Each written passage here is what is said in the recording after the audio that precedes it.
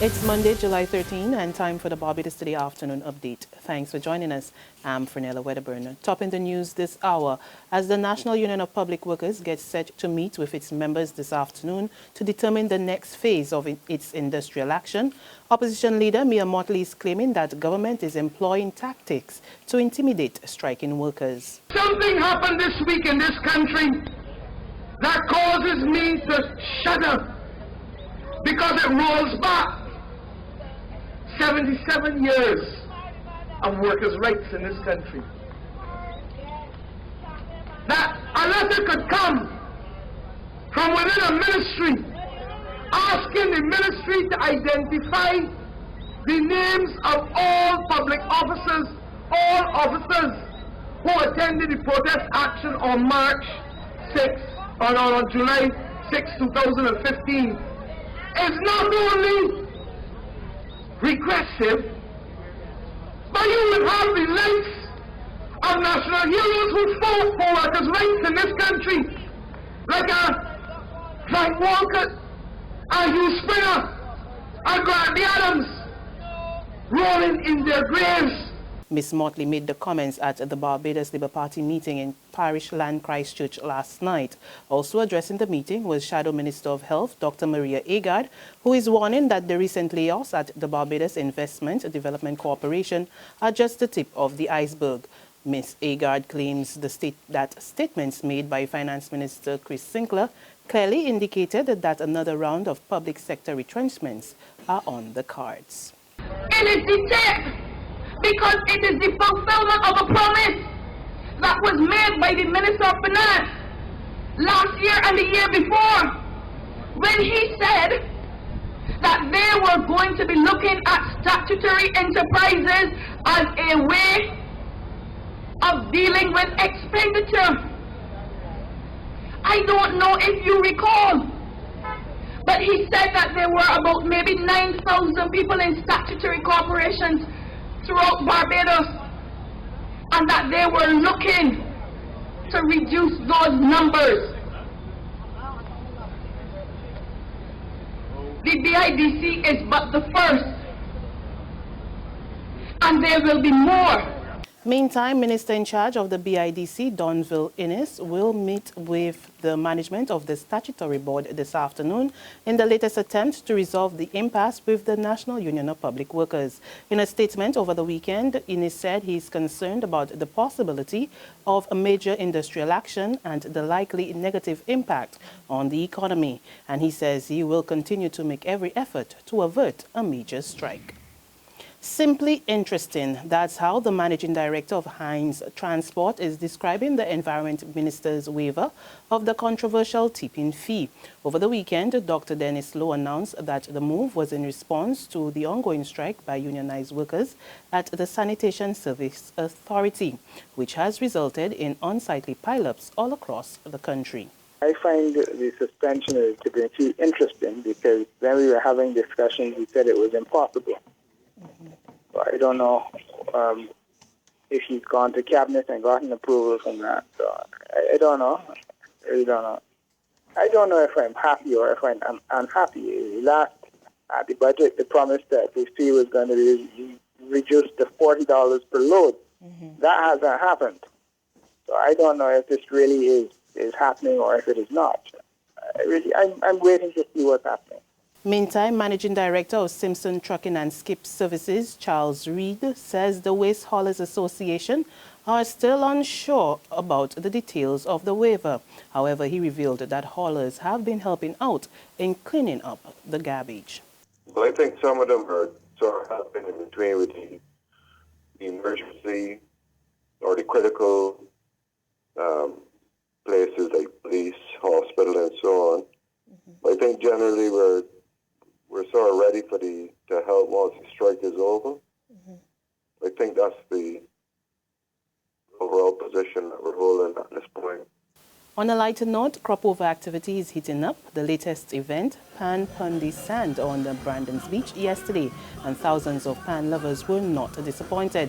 They were treated to sweet music by Ace Works, Choices Pan Groove, Ready Panners, Pan Extreme, Massive Trinidad All-Stars, and Mosaic Steel Orchestra, as well as surprise performances by Griner, Mikey, and Little Rick. Take a look.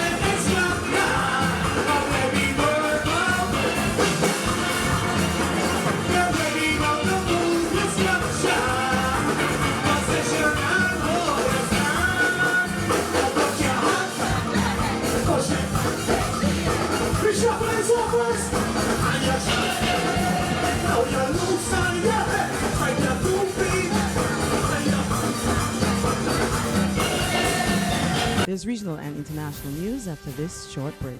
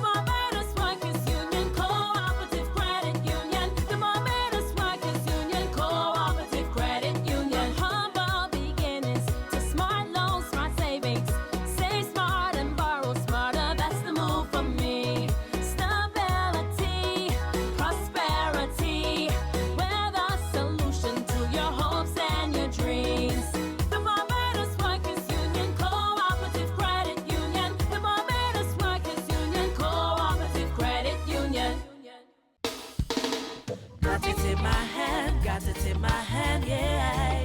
My Barbados, my bank. Got to understand, yeah. My Barbados, my bank. Ain't nothing like a cool bank spare. None of them others just can't compare. You just got to love that taste. It's a world-class thing this land makes. Whether I'm cruising or at a bar, whether I'm at home, my bank spare is never far. For this blessing, got to give God thanks. My Barbados, my bank. To news from the region, a special team has been put in place to investigate the murders of 4 people, including a 13-year-old boy in Jamaica. According to reports, the 4 were gunned down by unknown assailants yesterday on the Old Road section of Westmoreland. The shooting pushes the murder tally in the parish to 50 so far for the year, 27 more than the 23 reported for the same period last year. The 4 were reportedly playing Nintendo games in a small ice cream shop around 2:40 p.m. when the incident occurred. And finally, on the international scene, the risk of Greece leaving the Eurozone has been averted. Eurozone leaders agreed to offer the country a third bailout after days of uncertainty and marathon talks in Brussels. Leaders have agreed in principle that they are ready to start negotiations on an ESM program, which in other words means continued support for Greece. There are strict conditions to be met. the approval of several national parliaments, including the Greek parliament, is now needed for negotiations on an ESM program to formally begin. Nevertheless, the decision gives Greece a chance to get back on track with the support of European partners. That's the afternoon update. We will be back again this evening. Until then, remember to log on to www.barbadostoday.bb, subscribe to our e-paper, our email updates, and like us on Facebook. You can also catch us on Izumi Media in bus terminals or screenplay at supermarkets and gas stations near you. We're also on Channel 101 online TV, as well as Mix 96.9 FM. I'm Fernella Wedderburn. Good afternoon.